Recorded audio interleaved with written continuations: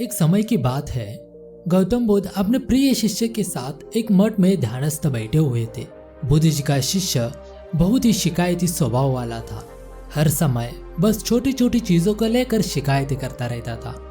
हमेशा किसी न किसी चीजों में नुक्स निकालते रहता था।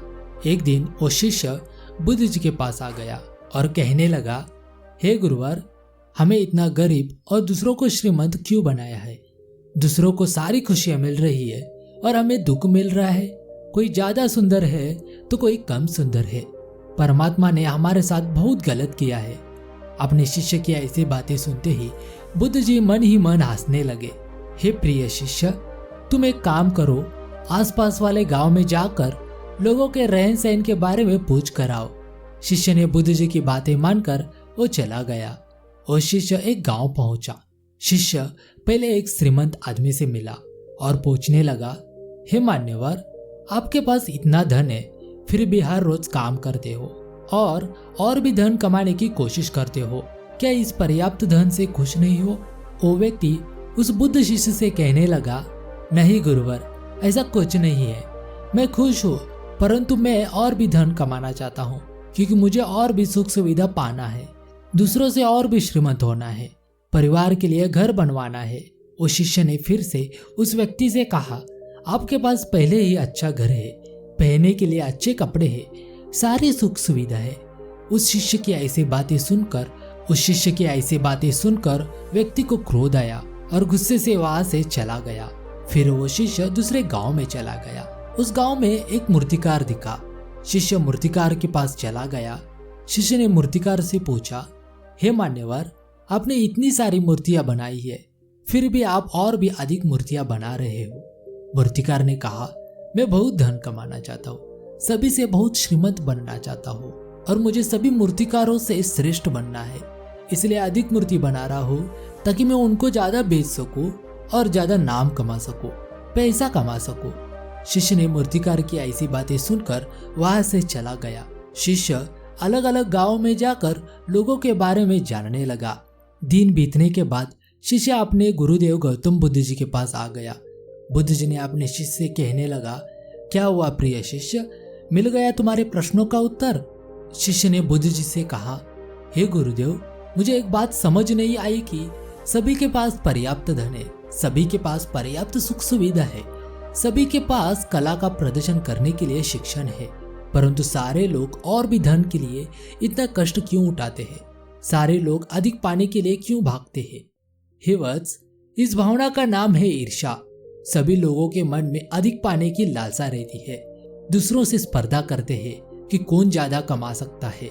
सब लोगों को दूसरे लोगों से अधिक पाना है, दूसरों से अधिक सुख सुविधा पाना चाहते हैं, अधिक सुंदर दिखना चाहते हैं, ज्यादा खुश रहना चाहते हैं। ये सारे लोग ये समझ नहीं पाते हैं कि जो भी उनके पास है उनमें उन्हें खुश रहना चाहिए। परमात्मा की कृपा से जो कुछ भी मिला है उनमें उनको खुश रहना चाहिए, परंतु वो ज्यादा कमाने के चक्कर में हमेशा दुखी ही रहते हैं और अपना समय गंवाते रहते हैं। सोचते रहते हैं कि और ज्यादा कैसे पा सकते हैं। वो समझते नहीं है कि जितना उनके पास है उनमें उनको खुश रहना चाहिए, क्योंकि जितना उनके पास है उतना गरीब लोग कमाने के लिए हर रोज कष्ट करते हैं, मेहनत करते हैं।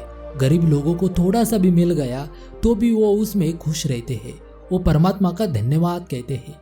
बुद्ध जी की ऐसी बातें सुनकर वो शिष्य बुद्ध जी से कहता है, वो सारे लोग मूर्ख है जो हर समय अपने जीवन से छोटी छोटी बातों को लेकर शिकायतें करते रहते हैं। शिष्य की ऐसी बातें सुनकर बुद्ध जी थोड़े दुविधा में पड़ गए और सोचने लगे, पहले तो ये छोटी छोटी बातों को लेकर खुद ही शिकायतें करने लगा था और ये दूसरों को मूर्ख बोल रहा है, कदाचित उसे अभी तक बातें समझ नहीं आई है। आगे गौतम बुद्ध जी अपने प्रिय शिष्य से कहा, हे शिष्य, तुम हमारी जाने की तैयारी करो, हम दोनों को दूसरे गांव प्रवचन देने जाना है। शिष्य ने गुरु जी से कहा, जी गुरुवर। शिष्य ने जाने की तैयारी की।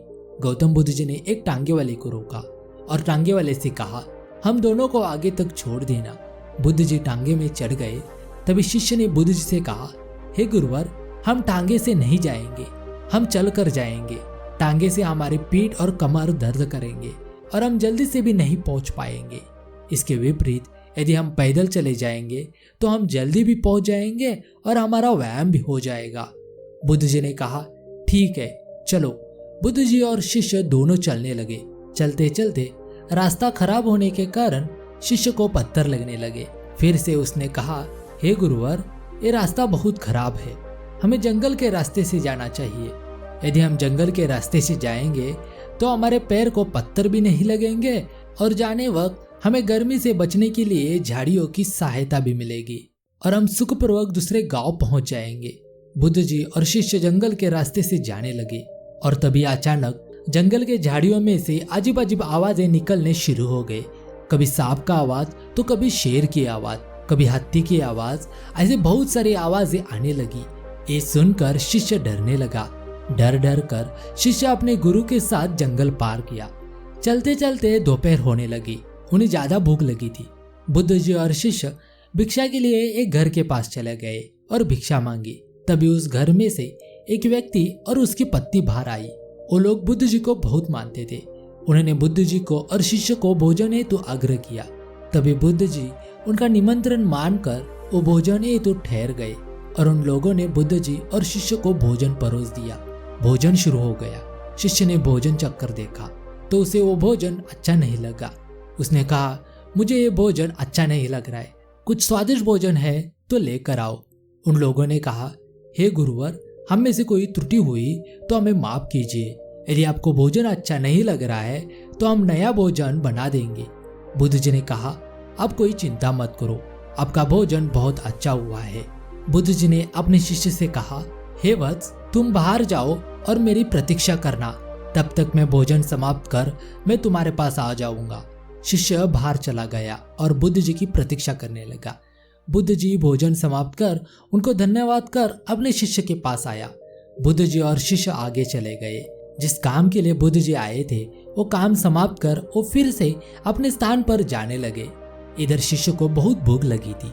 शिष्य ने बुद्ध जी से कहा, हे गुरुवर, मुझे भूख लगी है। बुद्ध जी ने कहा, जाओ तुम किसी घर पर जाकर भिक्षा मांगो। शिष्य गया और भिक्षा मांगने लगा।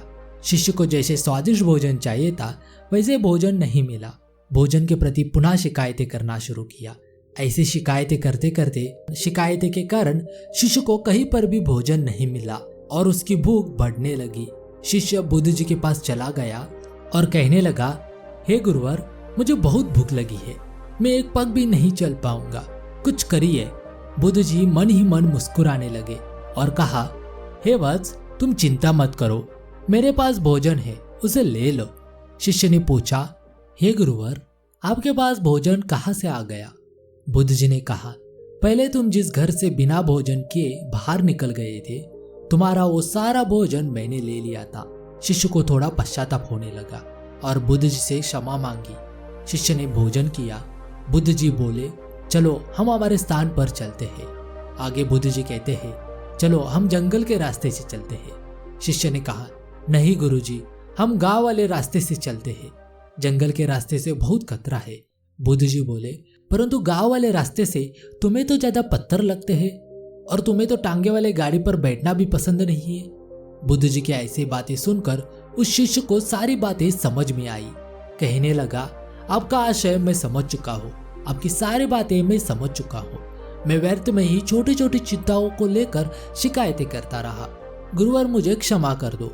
बुद्ध जी कहते हैं, हे वत्स, जब तुम्हें भोजन मिल रहा था तो तुमने उसे नकार दिया और आगे चलकर तुम स्वादिष्ट भोजन के चक्कर में तुम पूरे दिन भूखे रहे और तुम अच्छे और सुरक्षित रास्ते से जाने के बजाय तुम जीवानी और भयानक जंगल के रास्ते से जाना तय किया। तुम्हारी जान भी जा सकती थी। तुम्हें समझ नहीं पाए कि जो भी तुम्हें मिल गया था उसे ठुकरा कर तुमने आधिक्य के चक्कर में खुद का नुकसान करवा लिया था। हर समय शिकायतों के कारण तुम परेशान रहे। इसलिए वत्स, तुम्हारे पास जो भी है उसमें खुश रहने का प्रयास करो। जो भी तुम्हें मिल रहा है उसका आभार मानने का प्रयास करो, धन्यवाद करो। ज्यादा पाने का प्रयास मत करो। जो कुछ भी है उसमें खुश रहो। शिष्य को सारी बातें समझ में आई। बुद्ध जी और शिष्य दोनों अपने स्थान पर निकल गए और शिष्य की शिकायतें करने की आदत भी छूट गई। दोस्तों, हमें अपने जीवन में हर चीजों को लेकर शिकायतें नहीं करनी चाहिए। हम जिस भी परिस्थितियों में है वो हमारे लिए अच्छी है। यदि हम बुरी परिस्थितियों में फंसे हुए हैं उसे बाहर निकलने के लिए संघर्ष करना चाहिए। कभी भी हार नहीं माननी चाहिए और अपने जीवन से कभी भी शिकायतें नहीं करनी चाहिए। कभी भी अपनी तुलना दूसरों से नहीं करनी चाहिए। हमें दूसरों के ऊपर ईर्ष्या कर दुखी नहीं होना चाहिए और कभी भी क्रोध में आकर ऐसे गलत निर्णय नहीं लेना चाहिए जो पूरे परिवार का नुकसान कर सके। बस जीवन में धैर्य के साथ और अपने ऊपर विश्वास रखकर हर कठिनाइयों का डट कर सामना करना चाहिए। दोस्तों, यदि यह कहानी अच्छी लगी तो प्लीज मेरे चैनल को सब्सक्राइब करना, शेयर करना और लाइक करना। धन्यवाद। मिलते हैं नेक्स्ट वीडियो में।